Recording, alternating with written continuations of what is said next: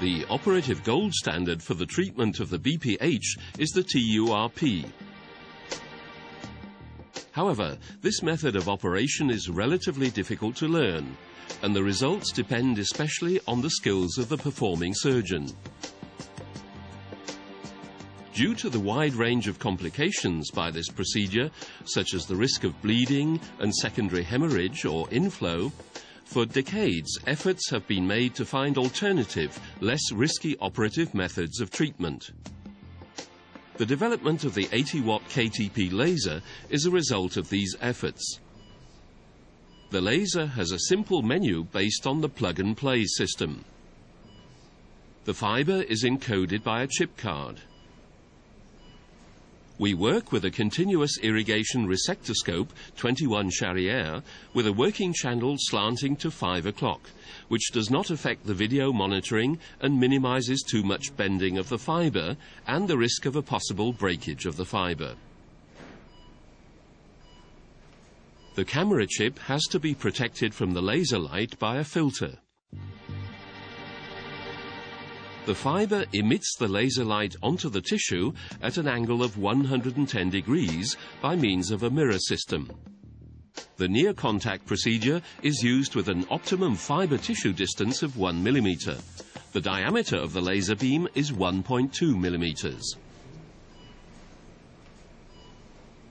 After cystoscopic exclusion of a urinary bladder NPL and identification of the ureteral ostia, the fiber is introduced and the condition is checked visually.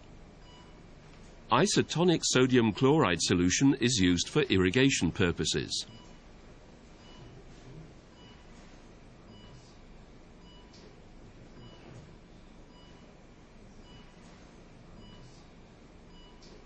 Determining the indication for the laser treatment is similar to that of a conventional TURP. BPH stages 2 and 3, failure of the conservative medicinal therapy alpha-1 blocker finasteride, it is important to exclude any urinary tract infection. There are 3 ways of controlling and checking the working beam. First, the pilot beam. Second, an arrow marked on the contralateral side of the fiber. Third, a control handle that can be used to control the fiber, the pin of which indicates the direction of application.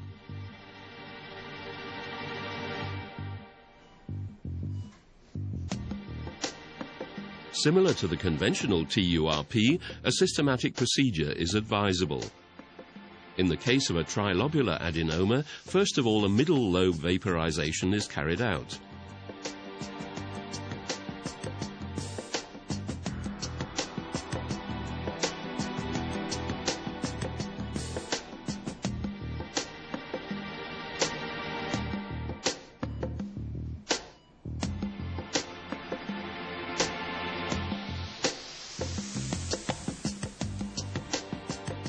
Then the lateral lobes and ventral parts are dealt with.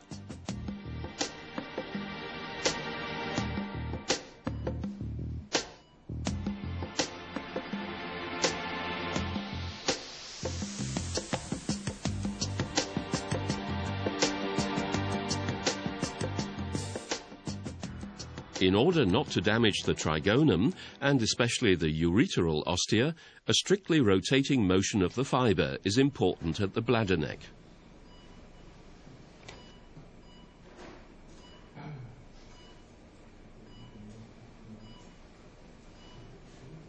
A first check shows the result of the vaporization.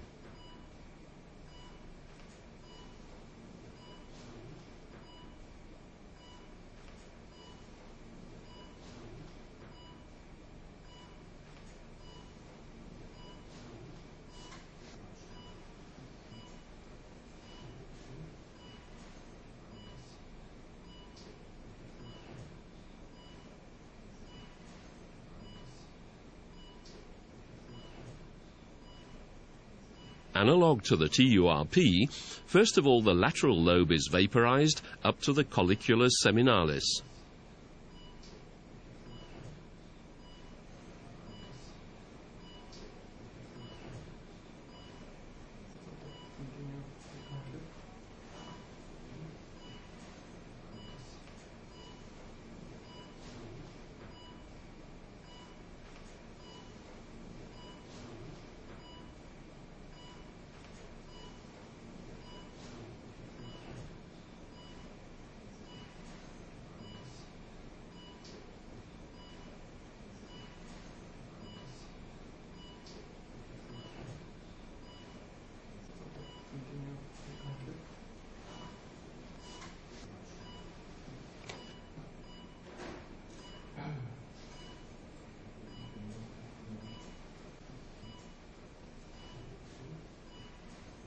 Afterwards, the right lateral lobe is vaporized.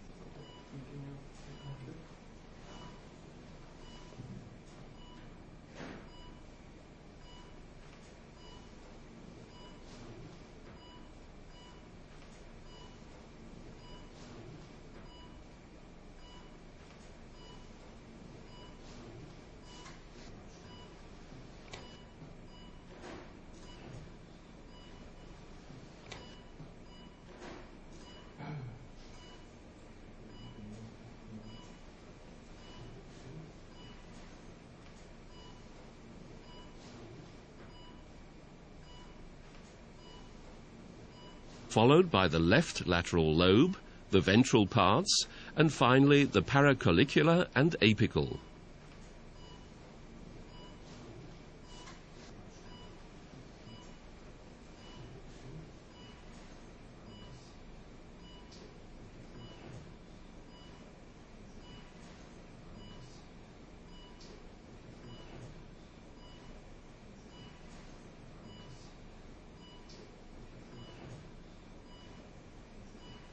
A three-dimensional sagittal, rotating and lateral motion of the fiber is necessary, taking into account the optimum fiber tissue distance of 1 millimeter and avoiding any contact to prevent carbonization of the fiber tip.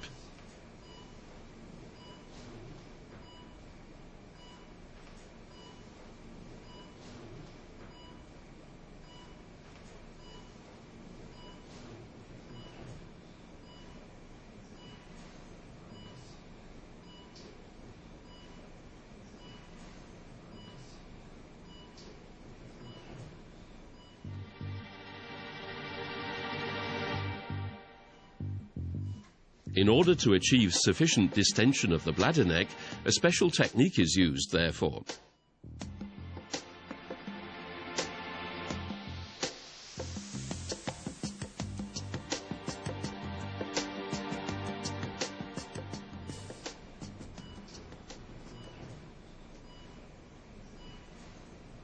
At 4 o'clock, a roughly fiber-thick cavity is excised.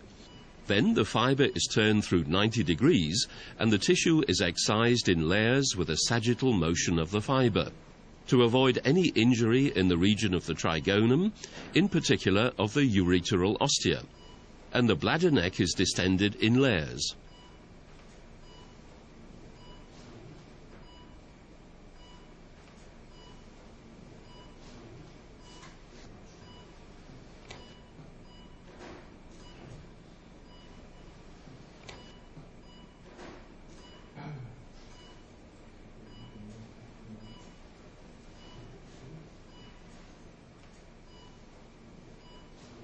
It is important to clean the tip of the fiber regularly in order to ensure optimum performance. The laser works in the green light range at 532 nanometers, a wavelength at which an especially high amount of the energy emitted by the laser is absorbed by the hemoglobin. The energy is absorbed by the superficial layer of the tissue. The depth of penetration is only about 1 to 2 millimeters. The laser energy is released as acytoplasmatic explosion, which causes an immediate vaporization of the tissue and coagulation of the well-perfused BPH tissue. The vaporization results in vapor locks, which are carried away by the rinsing stream. The stromal parts remain in the form of cotton wool fibers and are rinsed out on the following days.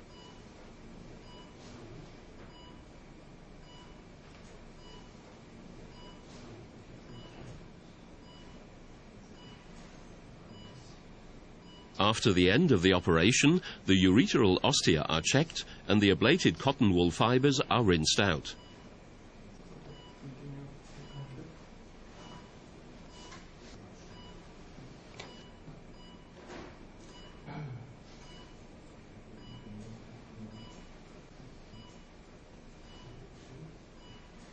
After removal of the resectoscope, the uroflow is checked. No bleeding or inflow has occurred in the time of treatment.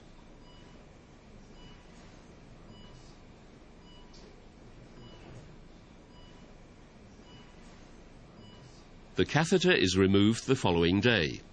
Rinsing is usually not necessary. Perioperative antibiosis and treatment with non-steroidal antiphlogistica, for example diclofenac, are optional. The patient was dismissed on the second day after the operation.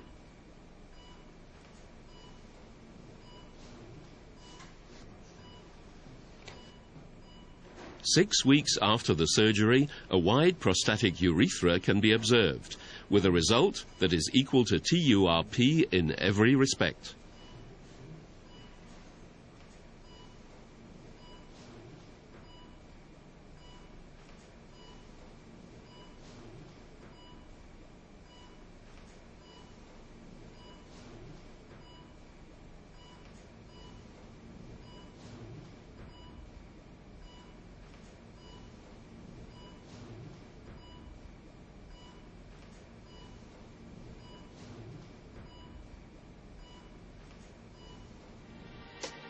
The KTP laser is a vaporization laser with immediate and good ablation of tissue.